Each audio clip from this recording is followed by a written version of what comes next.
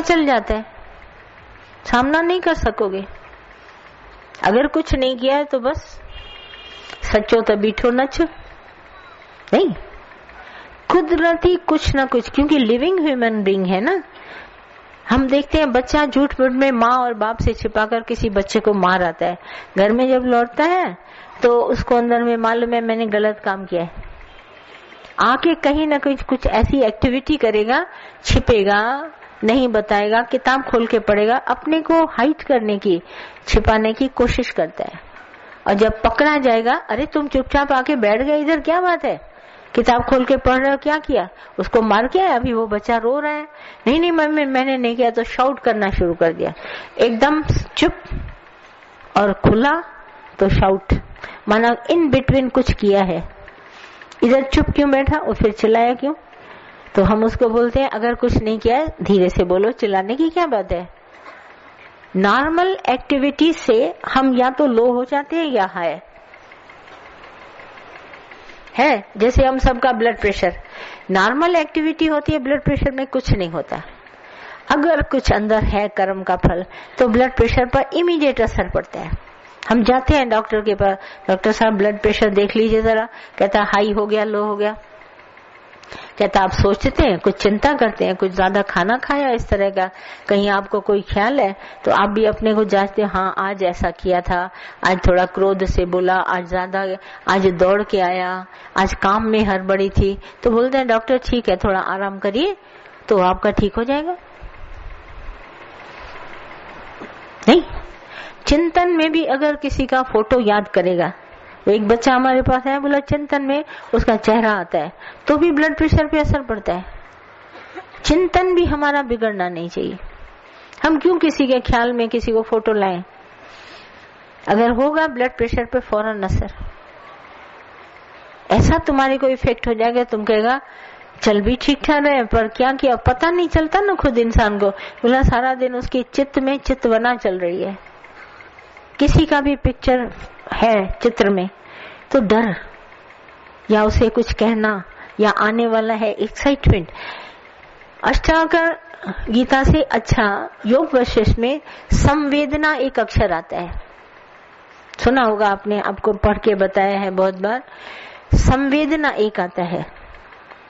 ये संवेदना क्या है? अंग्रेजी में इसका ट्रांसलेट है एक्साइटमेंट। आप देखो उतावलापन, कुछ बात हुई नहीं, आवाज हुआ, अरे रे क्या हुआ, कौन गिरा कौन गिरा, एकदम उतावलापन। धीरज से देखो, कोई आवाज अगर आई है एबनॉर्मल तो कहीं ना कहीं से कोई बाल्टी गिरी, कोई बच्चा गिरा, कोई एटम बम हुआ, कुछ हुआ। धैर्य रखो, देखो जाके वहां क्या है और फिर उसका सॉल्यूशन निकालो। पर एकदम से उतावलापन, संवेदना ऐसी जागी, मेरे बच्चे को मेरे बच्चे को मेरे बच्चे को, हाय तुम्हें लुट गया, हाय मैं गया। धीरज रखो, धैर्य से काम कंट्रोल होगा। काम जो सामने आया उसको आपको करना पड़ेगा। ये संवेदना हर मनुष्य के अंदर है, जो भी लिविंग ह्यूमन बीइंग है उसके अंदर संवेदना है। मगर ज्ञान में आने से, सत्संग में आने से हर चीज कंट्रोल होगी। खाने से लेकर पीने तक, सांसों की क्रिया तक, सोचने की क्रिया तक, देखने की क्रिया तक, सुनने की क्रिया तक कंट्रोल है। कहते हैं प्रिय संदेह पार जी, स्वामी बोधराज ने इतना अच्छा लगा भाई, प्रिय माना मेरा परमात्मा, उसने हमारे को कुछ भी भेजा, चेंज हुई मेरी लाइफ में, तो बोला प्रिय संदेह पार जी मेरे ही मिठाई नाहे कराई। आपके अंदर जो भगवान की तरफ से कुदरत से चेंज आती है उसमें कोई कड़वापन नहीं है, वो है मिठाई। प्रिय संदेह पार जी नाहे आई मिठाई पर नाहे कराई, उसमें कोई कड़वापन नहीं है। चखी जे चेत करे, अगर तुम सावधान होके उसको चखोगे कि ये क्या भगवान ने दुख भेजा है सुख भेजा है, तो तुम देखेगा उसमें कोई ना कोई मिठास जरूर छिपी है। ये बड़े लोग जो अपने धैर्य से वाणी हम सबके लिए लिख गए हैं, ये बिल्कुल गलत नहीं है। उसी को धीरज के कानों से सुनो, धीरज के आंखों से देखो, उसी को धीरज के मुख से बोलो। सिर्फ धैर्य, हम सत्संग में सब बातें सीखे, जब गुरु के पास आए थे कुछ नहीं आता था, बोलना नहीं आता, तकड़ा तकड़ा इतना बोलते थे, फास्ट चलते थे, सब ऐसी उल्टी सीधी बातें, खाना तकड़ा तकड़ा, स्कूल जा रहे ऐसे खा रहे। और सत्संग के बाद एक एक सीखे, पैर धीरे धरती पर, आवाज के बिना। आप बहुत बात इतनी बोली, आप जितनी देर बैठे उतनी देर आपको सुनाई दे। हम लोग कार में, हमारी माता बैठती थी पीछे कभी किसी के साथ, और अगर हम आगे बैठे हैं तो मैं सच बताती हूँ, अगर माता को बात मुझे नहीं बतानी होती थी, इतना धीरे बोलती थी कि मैं सुन नहीं सकती थी। ये कार की सीट कितनी होती है पीछे और आगे, कितना डिस्टेंस है। मेरी बात माता का इतना संयम था, इतनी धीरे बात करती थी पीछे कि मेरे कान पर भनक भी नहीं पड़ती थी। जिसको मेरे गुरु को बात बतानी थी केवल उसको बताती थी, ये नहीं कि सारी दुनिया सुने। इतना संयम वाणी पर। सिखाने के लिए इतनी जोर से बोलती थी कि जो घर में बैठा है ना वो भी सुन ले। जब उसको सिखाने का होता था विचार तो बोलती थी अपना एरियल निकाल के रखना, मैंने जो आज सत्संग किया तुम्हें पता चला? तो हम कहते थे हाँ मुझे इस गलती का एहसास हुआ, आपने बोला सारी वाणी उसके ऊपर बोली, किसी से भी पूछ लेना। हम हर चीज यहाँ आके सीखे। सच आपको जीवन का अनुभव बताती हूँ, कभी मत सोचना हम बाहर से सीखेंगे। माँ के पेट से कोई शिक्षा नहीं सीख के आता है, हम सब गुरु के पास आके सीखे। जैसे बच्चा नर्सरी में जाता है, बच्चों से मिलना, उठना बैठना, अपने को संयम में रखना, लंच खाना, खेलना, वहां पर सबसे मेलाप करना, वहां से सीखाता है। फिर हम गुरु के पास आते हैं तो इंटरनल सारी चेंज हमको गुरु सिखाते हैं। नियम, संयम,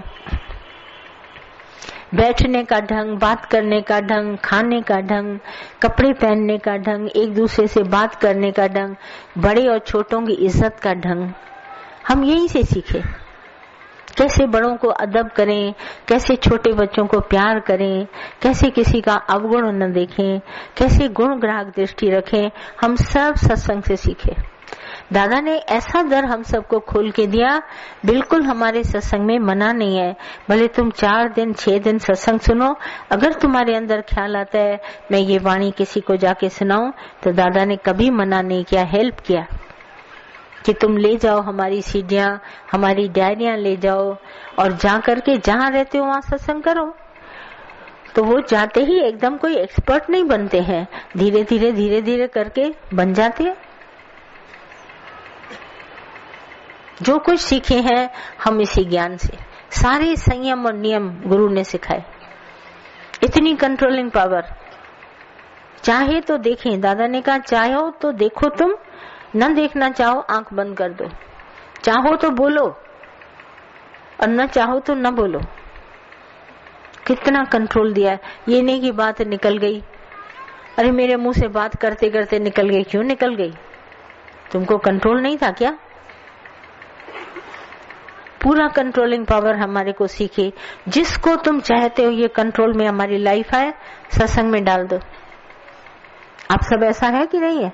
सीखे है ना? बोलना, सुनना, खाना, पीना, लेना, देना, जितनी भी एक्टिविटीज है हम सत्संग से सीखे। हमारा माइंड कंट्रोल में है। चलना फिरना, उधमबाजी बिल्कुल खत्म, शोर झगड़े। पहले छोटी सी बाबा चीज 2 मिनट के लिए नहीं दिखी, अरे यहाँ रखी थी कहाँ गई, झगड़ा शुरू। तो दूसरे घर वाले डरते थे, अरे वो चिल्लाएगा उसको दे दो। अब चिल्लाने की कोई बात नहीं, रखी थी संयम से, इधर उधर बच्चों ने उठाई होगी, किसी ने उठाई होगी। अभी एक लेडी मेरे पास आई, बोला हम लोग 18 लोग घर में रहते हैं। कहती हम लोग इतना मजे से रहते हैं पूछो नहीं, 5 देरानियां जेठानियां। मुझे इतना अच्छा लगा, ज्ञान सुनती है, 2 तो उसमें से पक्का ज्ञान सुनती है रोजमर्रा का जो नागपुर में होता है, और 3 जो है वो कैजुअली आती हैं। पर कहीं तो संयम होगा ना, कहीं तो भाइयों में एक दूसरे को कंट्रोल होगा ना, कहीं तो बच्चे अंदर में संयम से चलते होंगे। है सबको, उसको 3, उसको 5, उसको 6, पहले जैसे आज जैसे एक नहीं है, वो पुराने हैं और पूरा घर चलता है आराम से। तो कहाँ है? आज भी देखो हमारे समाज में ये एग्जाम्पल है हमारे पास। और हम सोचते हम अलग रहेंगे तो मन की शांति रहेगी, ऐसा कभी नहीं होता है। आप कंट्रोलिंग पावर से कहीं भी रह लीजिए। हमारे गीता भगवान हम सबके साथ रहते थे, मैं उनको वॉच करती थी, देखती थी कि हमारा गुरु नित्य नियम संयम से, बड़े हम लोग किचन में उल्टे सीधे काम होते थे, गीता भगवान को लोग जाके बताते भी थे, पर गीता भगवान ऐसे शांत रहते थे, कभी किसी से कुछ नहीं कहते थे। अगर कहते भी थे ना तो सत्संग के बीच में हम सब सुधर जाते थे, डर लग जाता था। आज गीता भगवान को हमारी बात पता चल गई और बीच सत्संग में उन्होंने हमें टोका। दुनिया टोकती है, गुरु रोकता है।